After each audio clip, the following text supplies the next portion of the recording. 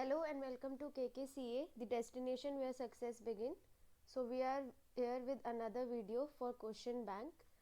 As you know, आप लोगों के TY BCom सेमेस्टर 5th दिसंबर 2023 के सेशन के जो एग्ज़ाम्स हैं वो 1 दिसंबर से स्टार्ट होने वाले हैं.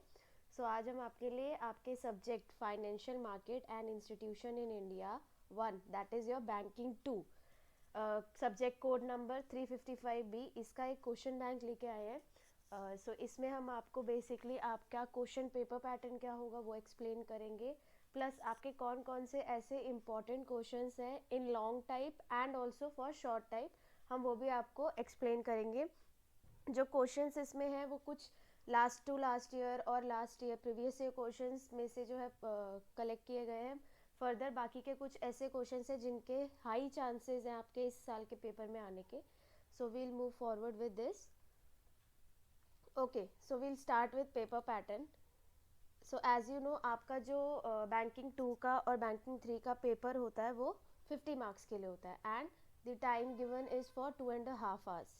फर्दर वो फर्स्ट क्वेश्चन जो होगा आपके क्वेश्चन पेपर में वो होगा ऑब्जेक्टिव टाइप का. ऑब्जेक्टिव टाइप में आपको कोई भी 2 टाइप्स के जो हो सकते हैं ऑब्जेक्टिव प्रोवाइड किए जाएंगे, या तो वो फिल इन द ब्लैंक्स हो सकते हैं या फिर select one correct option, true और फॉल्स और match the following. Objective type की प्रैक्टिस के लिए आपके बहुत सारे क्वेश्चंस आपको प्रीवियस ईयर में से मिल सकते हैं, प्लस आपको आपकी बुक की रेफरेंस पे भी मिल सकते हैं.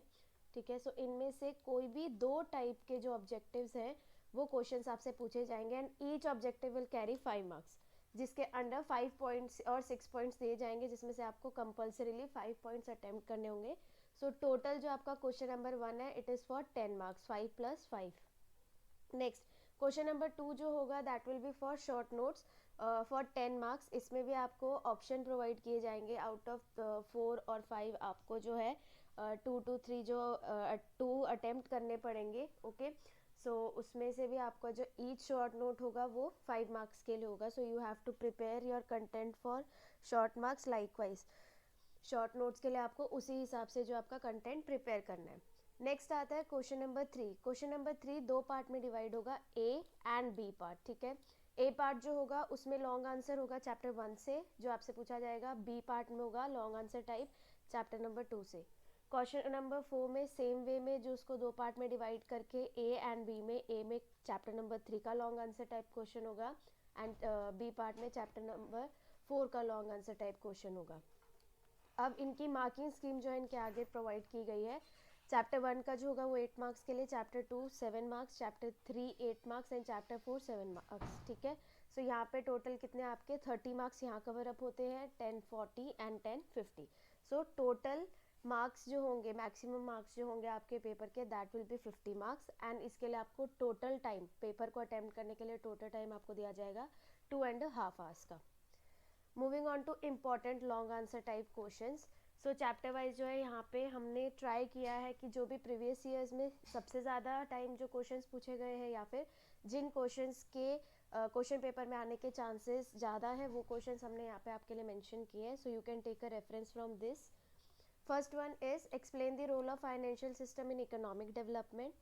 Then write in detail about financial regulators in India. Financial regulator का जो टॉपिक है वो आपका इसी सेमेस्टर में जो है फर्स्ट टाइम बताया गया आपको, जिसमें IRDA RBI अलग अलग रेगुलेटर्स एक्सप्लेन किए गए हैं. सो ये एक ऐसा क्वेश्चन है जो कि लॉन्ग आंसर टाइप में आने के ज़्यादा चांसेस हैं. नेक्स्ट उसके बाद आता है explain the functions of Indian money market. Indian money market के जो भी फंक्शंस हैं आपका ये सेकेंड चैप्टर में से है. नेक्स्ट उसके बाद है explain the credit instruments of money market. There are number of credit instruments. उसके बाद आता है next question explain the function of Indian capital market. ये आपके थर्ड चैप्टर पे से है. Explain the participant of foreign exchange market, ये आपके फोर्थ चैप्टर में से है. Then explain indicators of financial development, ये आपका फर्स्ट चैप्टर में से है. Explain the deficiency of Indian money market, this is from your second chapter. Explain credit instrument used in Indian capital market, this is from your third chapter.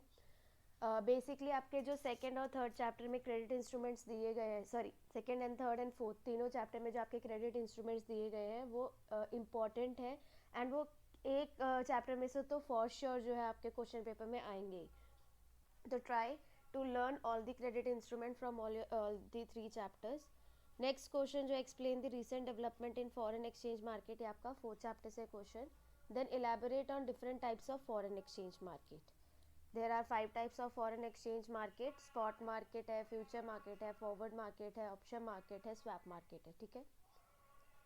Next important short note questions. अब आपके short note में कौन कौन से questions आने के chances है, जैसे कि फर्स्ट चैप्टर में से आ सकता है financial instruments, any 4 financial services और 5 फाइनेंशियल, बेसिकली जो फाइनेंशियल सर्विसेज है वो भी डायरेक्टली पूछ सकते हैं.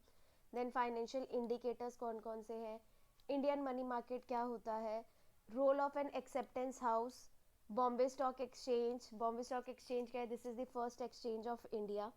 Then power of SEBI. SEBI का जो भी टॉपिक है that is also important from exam point of view. Then OTCEI, over the counter exchange of India.